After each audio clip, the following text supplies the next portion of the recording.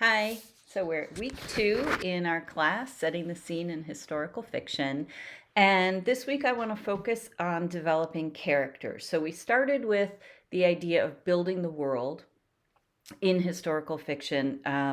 The physical, concrete details of physical space, a sense of time, where we are in history, where we are in the world, and very specifically, what sort of niche of society are we in. So all that is part of building the world.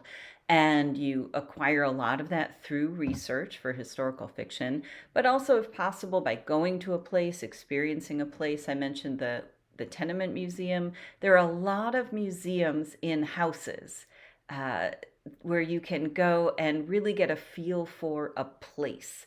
And sometimes you, as the writer, will notice details because they stand out to you or you can relate to them. And throughout this process, I always want you to remember you are the writer, and what you're sharing with the reader is your vision of this world that you've created.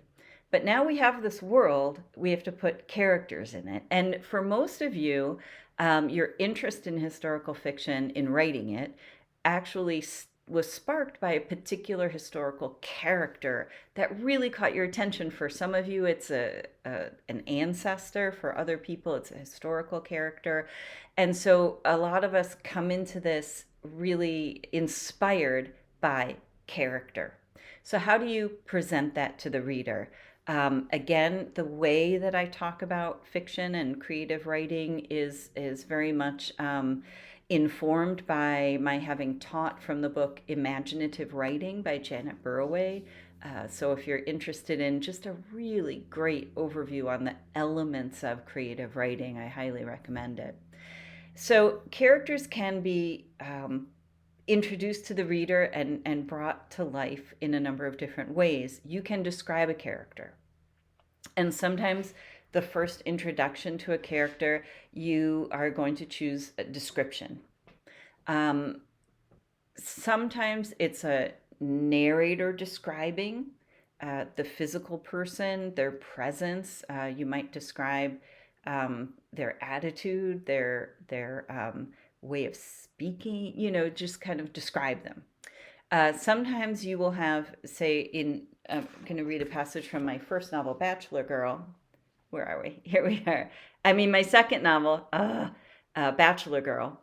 And Bachelor Girl is, um, there are two alternating first person point of view characters, both fictional characters that kind of occupy uh, a space where a real historical person was, but these are fictional, imaginary characters. But the one of the characters that's really a through line throughout the book is an historical character, Colonel Jacob Rupert, who was owner of the New York Yankees, and who is the one who got Babe Ruth from Boston away from Harry Frazee, and was really, really well known in his time. Born in the 1860s, died in 1939. A bit forgotten today. In my novel, he's called Jacob Rupert, and he's very much informed by my research into that historical person. Of course, I imagined his thoughts, specific actions, dialogue, but details about his life and his person and how he presented himself were all informed by the many things that I read. When we first meet Colonel Jacob Rupert, it's through the eyes of his personal secretary. And in real life, Jacob Rupert, like many wealthy men, had a male personal or private secretary. I guess you'd think of them as your executive assistant today. And that person's name was Albert. But in my novel, I wanted that space next to this sort of wealthy sportsman, entrepreneur, beer brewer, occupied by a different sort of character. I wanted to bring together the world of gay New York in the early 20th century with this kind of wealthy um, business world that Jacob Rupert occupies. And so knowing that this actual person had this private secretary, I then kind of populated that space in his life with a fictional character. And my fictional character's name is Albert. Also, and so, in the description of Jacob Rupert, when you first meet him in the novel, it's from the point of view of Albert, who's writing in the first person. In walked the colonel. We're at work. Though a man of modest stature, Jacob Rupert cut an imposing figure. From his starched collars to his polished shoes, he was always impeccably dressed. I'd never seen him in anything less than tailored three-piece suit, no matter the season, though in summer he did swap out his bowler hat for a straw boater. He kept his broad cheeks clean shaven and the mustache above his thin lips groomed to transparency. His blocky head was out of proportion to his narrow shoulders and tiny feet, but his stern face made you feel he was looking down on you, even if he had to crane his stubby neck to meet your eye. So that's a description of a character. Kind of introduce this character. Let me tell you about him. And the details that I choose to describe this person are ones that are telling the reader about his character. He's fastidious. He's meticulous. He's small in physical stature, and yet he's imposing and stern and makes you feel like he's looking down on you, even if you actually have to look up at him, if he has to look up at you. So when you're describing, if you choose description, really pick out the details that will not only tell the reader about that character, but convey characteristics that are going to be important to that character in your story. One thing that I often notice in historical fiction is a little bit of an overemphasis sometimes on maybe physical attributes or clothing, which can be really important. And you heard in that description, I talked about his starched collars and his polished shoes and his three-piece suits. But I don't go into it more than that. And there's a real temptation sometimes to dwell the fabrics. And later on, there are moments where I mention different fabrics of his clothing. Jacob Rupert was a real clothes horse of a man. But you want to give your reader an image that they can create in their mind and see, and then you can kind of keep going. So you don't want your reader to get too bogged down in extra details, because each detail you give a reader, their brain has to like conjure it. So I have a starched collar. I don't say white. I don't say if it was paper or fabric. I don't say exactly how high it was. I say three-piece suit. I don't say like worsted wool. I don't say blue, gray, black, pinstripe, anything like that. I say polished shoes, but not are they black or brown or leather? Are they, buttoned up the sides? Are they loafers? Whatever. Each thing you give a reader is something that reader is going to have to like take a moment in their brain to kind of find an example of and fill it in. So if what I want my reader to know about, for instance, Jacob Rupert as a character, is that he is well dressed, always, that he's fastidious, that he is imposing, that even though he's a small physical person, people feel like they feel his presence. The little pieces that I want the reader to fill in: starched, polished, buttoned up, groomed.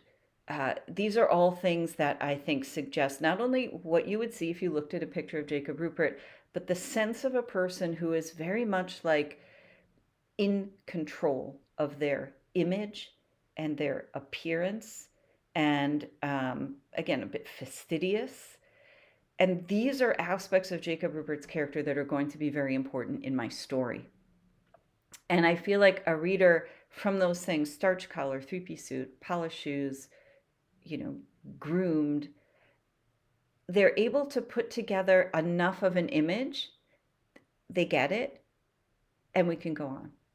Um, Sometimes we really feel like those details that's what writing is. That's what creative writing is details. But if I say, always wore a three-piece suit no matter the season, you get a sense of a person. If I say, his navy worsted three-piece suit with turquoise buttons, I'm making this up, and hand stitching in the lapels and a silk scarf in the pocket and a flower through the buttonhole, in the wide lapel fashion of the day. It's a lot. And so you're asking the reader to like build this image. And how much is that contributing? Like, does the reader need to have all that in their mind to get a sense of this particular character? And I think no. A creative writer that I've worked with in a writing group before kind of reminded me, there's this temptation again, the tulips, a bouquet of tulips, a bouquet of fresh tulips, barely in bloom. Their colors were purple and red and orange and stuff. If it's a moment in the story where we're really interested in tulips, cool. But if it's a moment in a story where a character is giving another character flowers, tulips is enough. So description is kind of a long speech about that. Description, first of all, it's never going to be that in the first draft, so don't worry about it. Usually you trim things down when you're editing and revising later, but keeping in mind specific concrete details that will describe a person, but don't overload your reader with too much at once. You choose the detail in the description that will convey not only an image of a person, but an aspect of their character. So that's about description.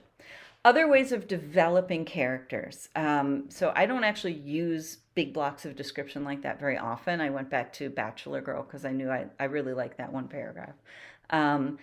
Often you can reveal character through action, what the character is doing. You can reveal that character through dialogue, what they say and how they say it. You can reveal that character through their thoughts if you're writing in a point of view that gives you access to that character's thoughts. So I'm going to go back to that first chapter of Orphan number 8. Where is she? And again, you don't have to buy Orphan number 8. The first chapter is available free through the link in our class and below this video. Who are the characters we're introduced to and how are they developed? So I'll just kind of go to school on this chapter a little bit. It'll hopefully go a little faster than my first video, but we'll see. So Rachel Rabinowitz is the first name that we're introduced to. She will be the main character of this novel. But this first chapter is about her family. It's about her parents. We meet characters we will never see again. We meet a character, her mother, who will be dead by the end of the chapter, tragically and very sadly. So a kind of balance between who's getting the emphasis in this chapter. And this chapter is about community. It's about family. It's about community. It's about everything she's about to lose because she's going to be removed from the family. Mother's going to die, father's going to leave, and she's going away from this tenement where she has neighbors and friends, and she's going to go to an institution. So this is a chapter that the purpose is to give the reader a sense of everything that she's lost and where she came from. So we're going to meet a lot of characters, and some more than others. So we have Rachel Rabinowitz. What do we know about her? She's sleeping under the kitchen table. Open eyes, eager. She's eager. She sticks out her bottom lip. She's prone to tantrums. So this is not just a cute, adorable girl. This is a girl with some feist to her. We get access to an aspect of Rachel's character through her mother's thought. Her mother is named Visha. on the second page of the chapter, Visha allows herself to think their trouble with Rachel was really over. And then we have some description of Rachel as a baby having colic and just being real difficult. Of course, it's not the baby's fault, but a difficult baby, oh, it really is draining. It really is draining. So already we get a sense of this little girl as someone who's eager. We're going to learn that she loves to learn about numbers and the alphabet. She's smart, but she's also temperamental and emotional, and she can kind of get set off by different things. And so these are some of the characteristics of this child. I'm trying to think if I describe her very much physically at all. Um, I think she has dark eyes. She's a little girl, and and the physical description of the little girl is less crucial. I feel like little girl, 4 years old, eager, temperamental, dark hair. The reader can conjure up a little picture. And it's much more about the characteristics that going forward are going to be important to know about this character. We also learn about the character of her mother, Visha, and this is a chapter that really introduces you to a character that you're going to lose at the end, which is a little weird. But I want you to know what she lost. I want you to know it. I want you to grieve with her.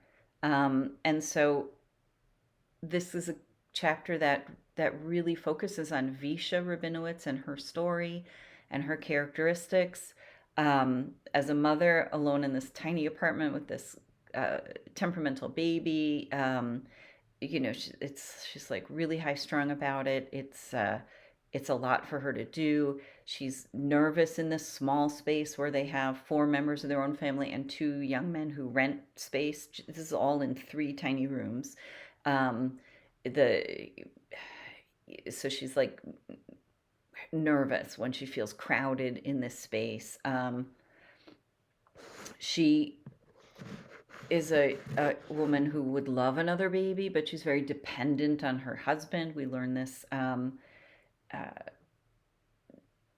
through some sexual encounters with her husband, some more initiated by her than others. And so we know a lot about Visha Rabinowitz, about the things she's afraid of, the things that are hard for her, the things she desires. We know she has dark hair and dark eyes. There's not a whole lot of physical description. Because what is Rachel going to remember of her? She's going to remember those big dark eyes. She's going to remember the feeling of her mother. I tend to actually have to go in a later edit and fill in some physical description because it's not the first thing that comes for me. So we're introduced to Visha Rabinowitz as a character through things that tell us a bit about her. On the second page, we're also introduced to 2 young men, the boarders, Joe and Abe. And they're pretty much described, I don't know, about a sentence. The young men were bare-chested, suspenders drooping from the waists of rumpled trousers, their untied laces slithering as they walked. I wanted you to get a sense that this is very intimate, to rent space in your house to someone who's living there. They're not fully dressed. Part of Visha's job as hosting these boarders is to wash out their shirts and make their breakfast. They have to go out of the front room, through the kitchen, down the hall to use the toilet. The only sink is the one in the kitchen sink. So they're like up in her space and, waking up all rumpled. That's about it. Joe and Abe, there's a little bit of dialogue that's going to come up, and then they're going to be gone. And as a reader, I think there's one sentence later about them coming to get their stuff, and you don't hear from them again. There's a bit of dialogue at the bottom of page 3. Rachel, being mischievous, she's still stuck under the table. Her mom's like, don't come out until the boarders leave because it makes me nervous. And so the boarders are sitting there eating their breakfast, and Rachel mischievously wants to tangle up their shoelaces. And the boarder says, "What is this now happening? Is there rats chewing on my bootstrings?" This is dialogue that is it's not meant to be in another language, but this is dialogue from a person whose English is not their first language. If he's a Jewish immigrant from Eastern Europe, he probably has 3 languages down already, depending where he's from: Yiddish, Polish, Russian. So English is maybe his 4th language. And the syntax is what's evoking that sense. There's nothing, I don't tend to do much of anything with like a dialect that suggests a dialect. And one thing to keep in mind with dialogue, a very little bit will go a long way. You don't need to be Mark Twain in using dialect, but a little bit of a suggestion. I really like the approach of syntax. So if you're writing in English, but the other characters are supposedly speaking a different language, the tiniest bit of syntax in a Germanic language where the verb tends to come towards the end of a sentence. Little things that just give a tiny flavor. And that's really all the reader needs. I don't want the reader to get bogged down in this. We're introduced to Rachel's brother Sam next, and we learn from his actions that Sam is really helpful, that Visha depends on him. He calms Rachel down when she's upset. He teaches Rachel everything he learns at school when he comes back from 1st grade. At the bottom of page 5, Sam was sharp and quick, already getting in fights at school and tearing his pants playing stickball on the street. Characteristics of Sam Rabinowitz that will be a through line in the entire novel. And let me just pause for a minute and remind you, you get to do this when you revise. So I may have had other things that described him in my first many drafts. And as the novel develops and as I really see where this character is going, what kind of person he grows up to be, I get to come back to the beginning and make these revisions and make sure that the details about this character the reader is being introduced to are going to pay off later, but you don't have to know everything to get started. Throw it all on the page. Over describe things. Write dialect as thickly as you want to. Have lots of details, lots of thoughts. It doesn't matter because you can come back. With writing, you're adding, you're taking away, you're adjusting many drafts. At the bottom of page 5, we get a little physical description. Rachel put her hands on Visha's cheeks to get her mother's attention. Visha has a lot to do. It's hard for her to focus on her daughter. Visha gazed at her reflection in her daughter's dark eyes, so brown they were nearly black. Again, not a whole lot of physical description. We get a sense that Sam is a little lighter in physical coloration, eye color and hair color, like his father.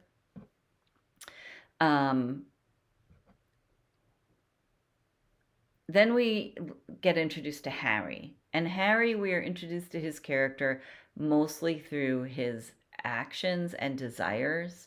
What does Harry want? He wants a whole egg for himself. He wants his kids to adore him. You know, he like waltzes in. He's like, hello. And the kids are like, Dad, you know. He forgets to take them into consideration. On page 7, sometimes Harry saved a bite of egg for Rachel, but this morning he popped it whole into his mouth. He's selfish and greedy and sensual and selfish in his sensual desires. And we're going to see all this play out in what he does in this chapter. Again, we're never going to see him again, so we need to know where he's coming from. He influences things that happen later in the novel, but as a character, he's gone. He's a liar, which you might not know on page 7 when he says, "Oh, the reason I missed supper last night is because I stayed late at work." That's not why he was out late. We will learn this soon. He's a liar. We learn about his occupation. I talked about this in the last video on page 7, this description of the garment industry that, again, I edited down from many descriptions down to about a paragraph. What does the reader need? This is the question that you ask yourself as you revise. How many words did I write today? Did I get some writing done today? Am I like making progress? Am I throwing stuff on a page? These are the things you remind yourself as you're drafting. And then later, it's like, what does the reader need from me? See a little action on page 8 from Sam. He bursts out of the tenement and like runs down the street. He's active. He's a bit combative. He's protective.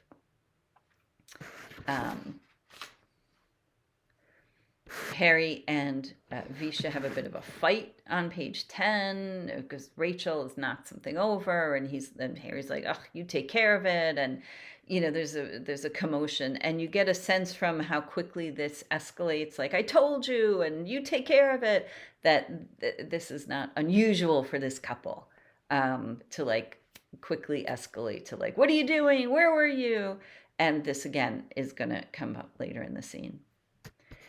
We see Rachel is able to calm herself, the thing that calms her down, counting, sorting, making little things into piles. So you're learning about this little child through her character.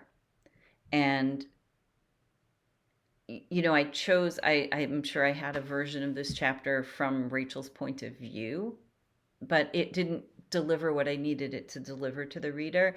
You think about Emma Donohue's Room, where the whole thing is from this 5-year-old kid's point of view, and that delivers suspense, and there's a lot of intention behind that. It's really distressing. The sense that the reader knows more than the narrator can be very effective, but I wanted the reader to know a lot more than Rachel knows or understands or sees or even will remember later.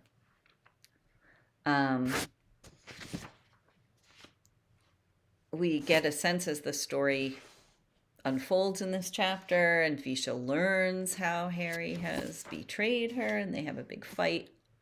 We're introduced to other characters. Mrs. Giovanni is the neighbor. We've heard from her a little bit before, so she's like waiting in the wings to like show up when Visha needs a kind word, when she needs help. And then when this woman and her daughter show up because Harry has promised to marry Francesca, page 20, Francesca.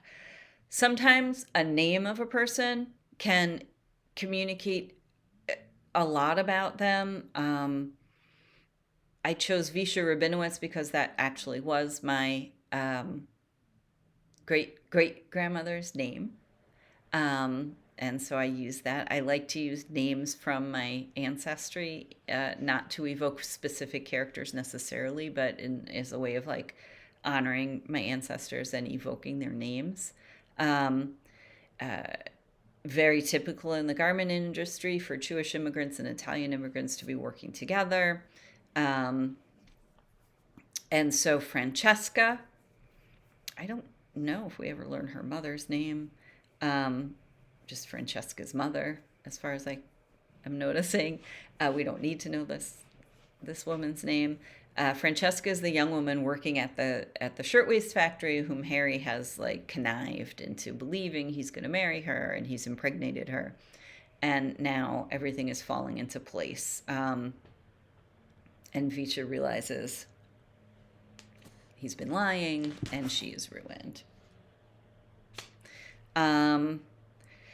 On page 22, again, we're kind of going into Visha's thoughts a little bit. She's just learned Harry's lied to her and everything that he's ever told her is a sham.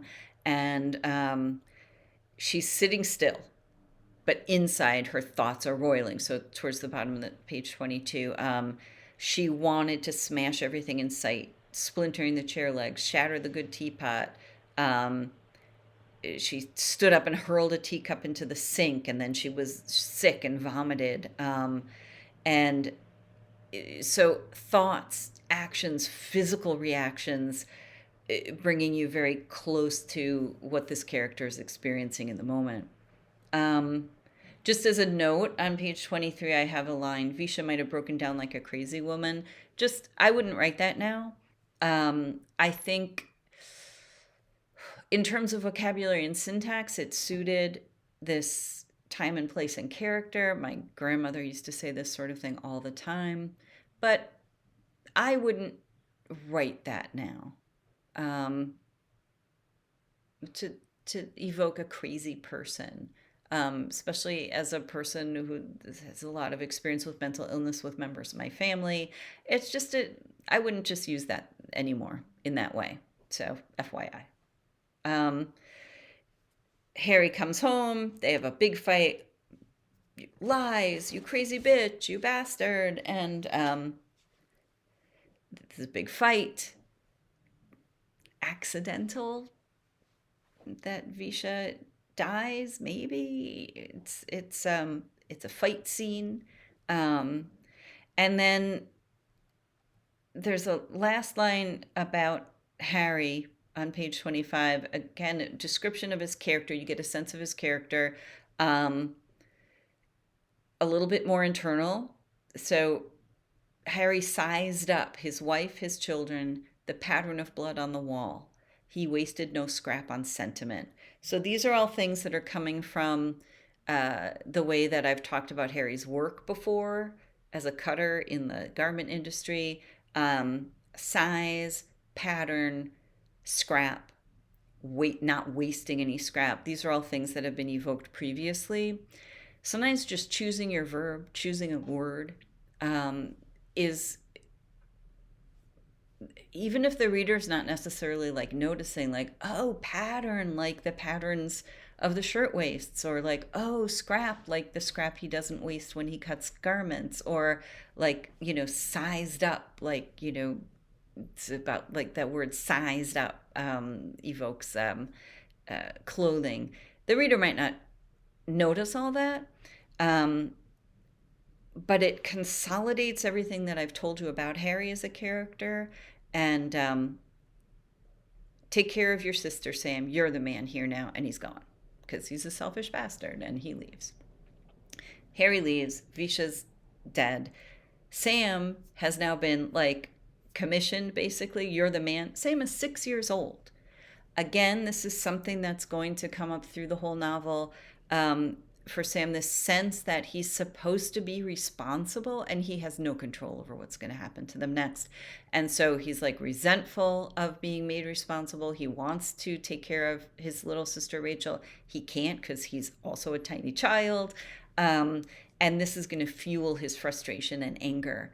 And so, again, I can't say I had all this in mind the first time I wrote this chapter. It's something very much that develops over the course of the novel as I get to know the characters. So as you introduce characters in these many ways, you can describe them. You can really think about the vocabulary you use, because that can work for you. You can introduce your characters through what they say and how they say it. And again, with any sort of suggestion of dialect or speaking a language other than English, or English not as a first language, a little bit goes a long way. You get to know a character through what they do. And so sometimes it's helpful. I find it's helpful to think about film, which is a much more visual medium, obviously, but it's something that's very accessible to us as writers. So you think the first time you see a character walk into a scene, their dress, their makeup, their hair, their whole styling, their accessories, All of these are communicating to you about the character. You don't know where they got that jacket exactly or why they have those sorts of glasses or something, but you kind of instantly get an impression. Rich, not rich, lazy, working, harried, put together, different things that you just can see. And then you hear them speak, and then they do things, and then they decide things, and so the character kind of evolves. And you do the same thing in your fiction. Um, Introducing with description, my suggestion is keep it pretty specific. Don't overwhelm the reader with too much physical description until you kind of develop that character. Let their actions speak. And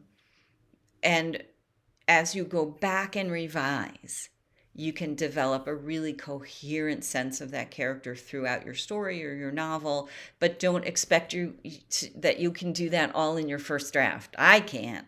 Maybe some people can. I absolutely cannot. So these are some things to keep in mind as far as developing the characters that your readers will meet in your historical fiction.